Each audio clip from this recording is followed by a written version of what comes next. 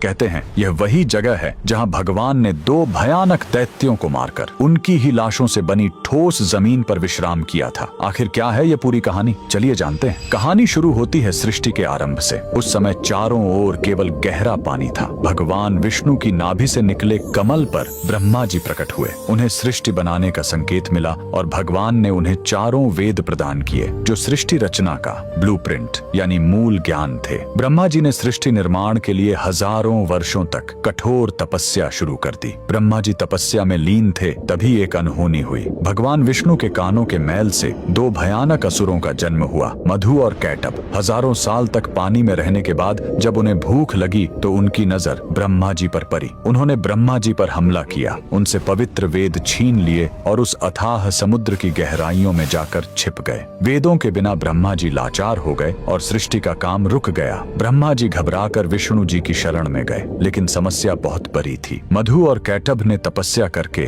देवी महाशक्ति से इच्छा मृत्यु का वरदान पा लिया था, यानी वे अपनी मर्जी के बिना मर नहीं सकते थे। तब वेदों को वापस लाने के लिए विष्णु जी ने हयग्रीव अवतार लिया। उन्होंने घोड़े का सिर इसलिए चुना ताकि उसकी तीक्ष्ण बुद्धि और सूंघने की शक्ति से वे समुद्र के उस घने अंधेरे में भी वेदों को खोज सके। भगवान हयग्रीव पानी के भीतर गए और असुरों से हजारों साल तक युद्ध किया, लेकिन वरदान के कारण वे मर ही नहीं रहे थे। अंत में भगवान ने अपनी माया से उन्हें मोहित किया और पूछा कि तुम्हारी मृत्यु कैसे होगी। असुरों ने अहंकार में शर्त रखी, हमें वहां मारो जहां पानी न हो, एकदम सूखी जगह। पूरी दुनिया में तो पानी ही पानी था। तब भगवान ने अपना विराट रूप धारण किया, अपनी विशाल जांघों को पानी से ऊपर उठाया और कहा, मेरी जांघें सूखी हैं, और वहीं उन दोनों का वध कर दिया। मरने के बाद उन विशालकाय दैत्यों के शरीर से जो भारी मेद यानी चर्बी निकली वो जम गई और उसी से यह ठोस धरती बनी। इसीलिए पृथ्वी को मेदिनी कहते हैं। युद्ध के बाद थके हुए भगवान हयग्रीव ने इसी नई बनी जमीन पर असम के मणिकूट पर्वत पर विश्राम किया। उन्होंने वेद ब्रह्मा जी को लौटाए और ज्ञान की पुनः स्थापना की। इसीलिए हयग्रीव भगवान को आज भी बुद्धि और तर्क का देवता माना जाता है। कमेंट में जय श्री हरि जरूर लिखें।